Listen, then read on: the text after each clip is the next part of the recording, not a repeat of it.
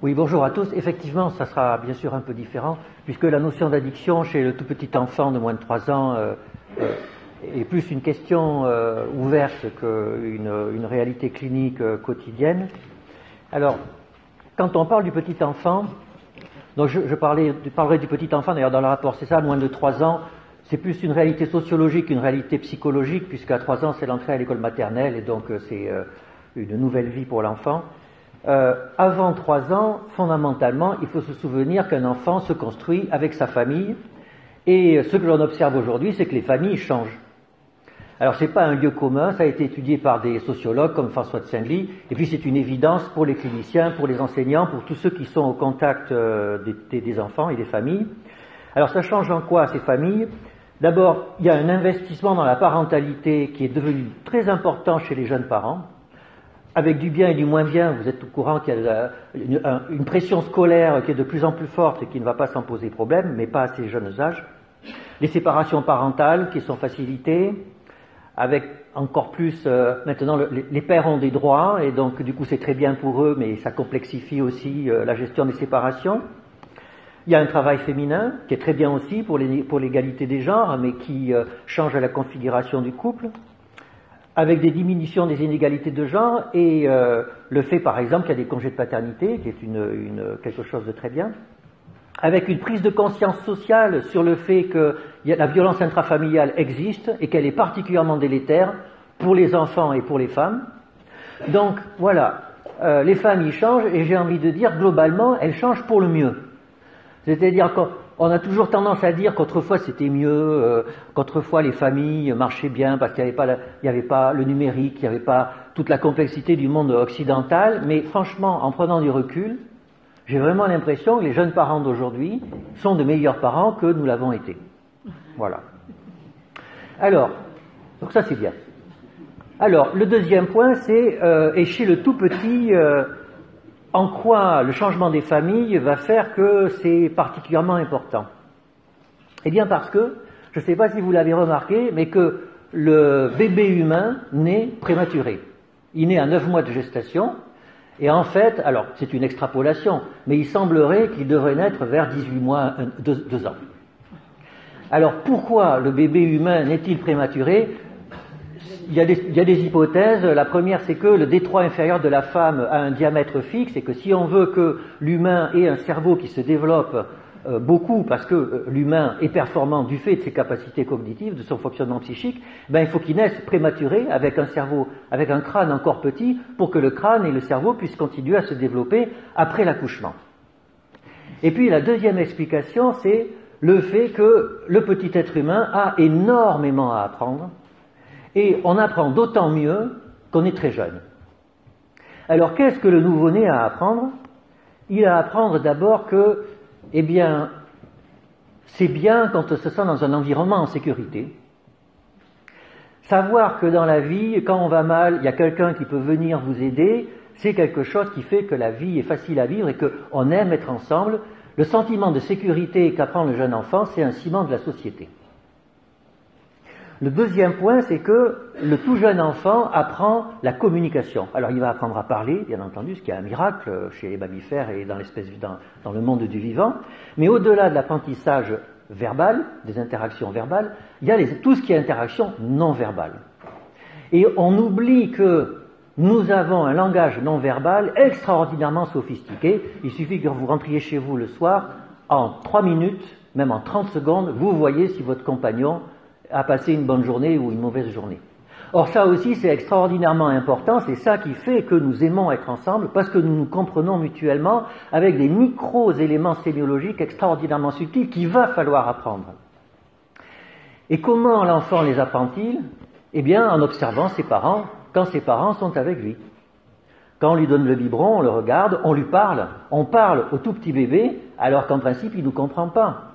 Et pourtant, on a raison de lui parler parce qu'il il entend la prosodie de notre voix, il voit notre mimique, il fait une relation entre les deux, il voit comment son père et sa mère parlent, comment ils organisent leur gestuelle, et en faisant ça tous les jours, régulièrement, c'est un apprentissage qui fait qu'il devient lui aussi un expert dans la communication. Et vous avez remarqué comme un enfant de 6 mois, est redoutablement expert dans la compréhension de ce qui se passe entre son père et sa mère.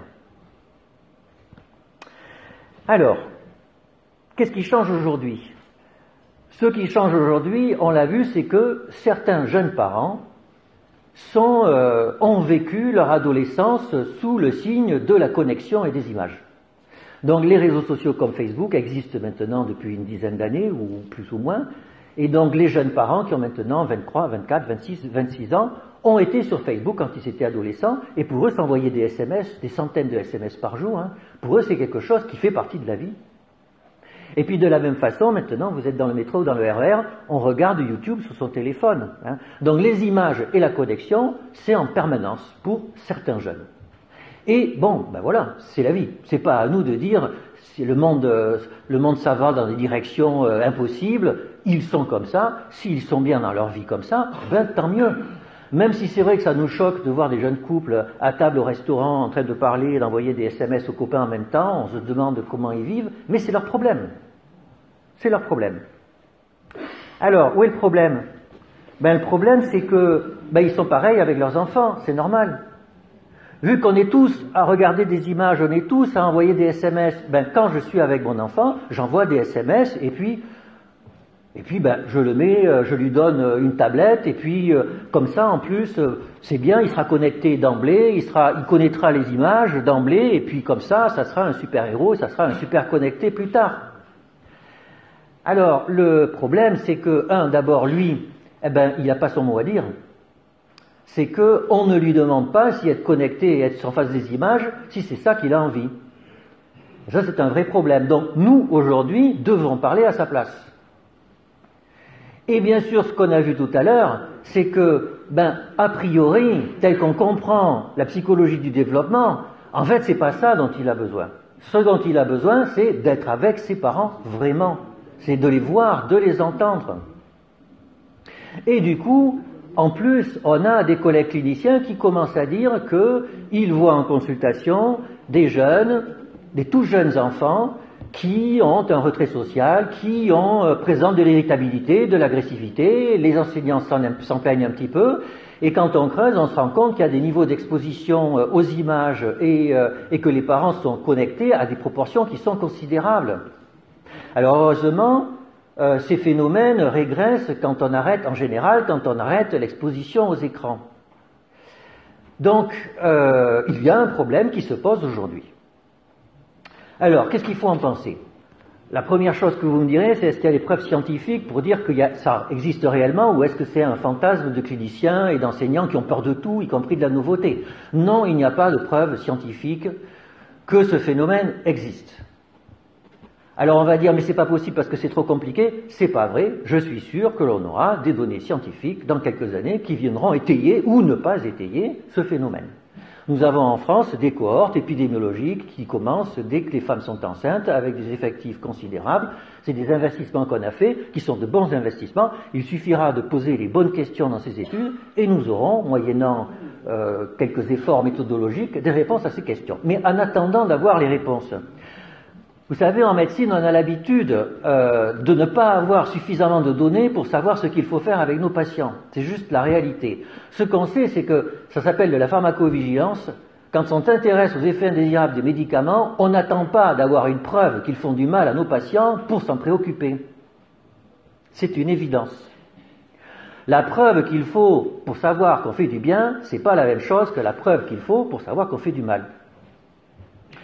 Et donc aujourd'hui, nous avons quand même des arguments psychologiques et psychopathologiques en faveur du fait qu'il se passe parfois des choses pas top, et que si jamais ça concerne des enfants qui ont une vulnérabilité biologique, sociologique, culturelle, etc., l'ensemble peut faire potentiellement que ça se passe mal.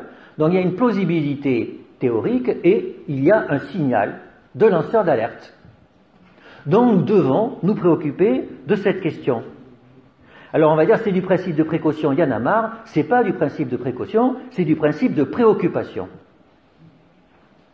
Et puis ça sert à rien aujourd'hui de hurler, de dire il faut que les femmes allaitent, etc.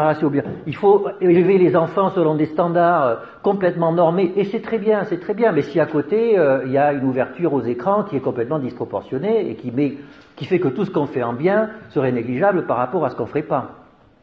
Alors du coup, je termine là-dessus, qu'est-ce qu'il faut faire? Eh bien, d'abord, je crois qu'il faut revenir, vous savez, quand des parents tout jeunes ont leur premier enfant, ou même leur second, on dit que c'est un heureux événement, et on les félicite, et qu'est-ce qu'ils doivent être heureux d'avoir enfin leur enfant. Alors, c'est vrai que c'est fantastique, mais c'est vrai aussi que c'est des moments très difficiles. C'est des moments très difficiles où il y a une rupture de l'existence. Premier enfant, c'est la vie sociale qui s'effondre. Aller au restaurant, au cinéma, ça devient très compliqué. Voir des amis, ça devient très compliqué. Et bien, c'est un deuil pour beaucoup de jeunes parents. Et donc, la tentation, par moment, quand on craque, avant c'était la télé, mais maintenant c'est de prendre une tablette et de mettre la tablette. Et puis voilà, comme ça il va apprendre. Et nous, on va être enfin cool. Donc, d'accord, c'est difficile d'être parent. D'accord.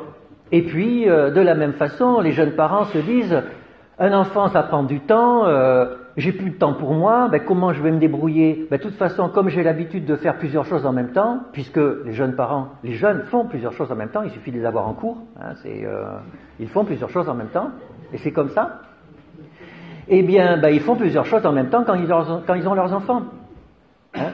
Et ils donnent le biberon avec un bras, comme ça, en tenant l'enfant, et puis de l'autre, ils envoient des SMS. Et je vous dis ça, c'est pas une blague, c'est que j'ai entendu un matin à la radio un homme ou une femme politique, pour ne pas discriminer, qui disait très fier, je donnais mon biberon hier matin, etc. Et puis j'entends un truc, et vite j'ai envoyé un tweet pour dire que ça déconnait, etc. Et là, non. Non, quand on donne un biberon à un enfant, on n'envoie pas de SMS ou de tweet. Alors, vous pouvez le faire une fois, vous avez un gros problème, vous êtes obligé de le régler, vous le faites, d'accord, il n'y a pas de souci. Mais si ça fait partie de votre vie, non, c'est pas ça qu'il faut faire. Donc, la conclusion, c'est quoi? La conclusion, c'est très simple.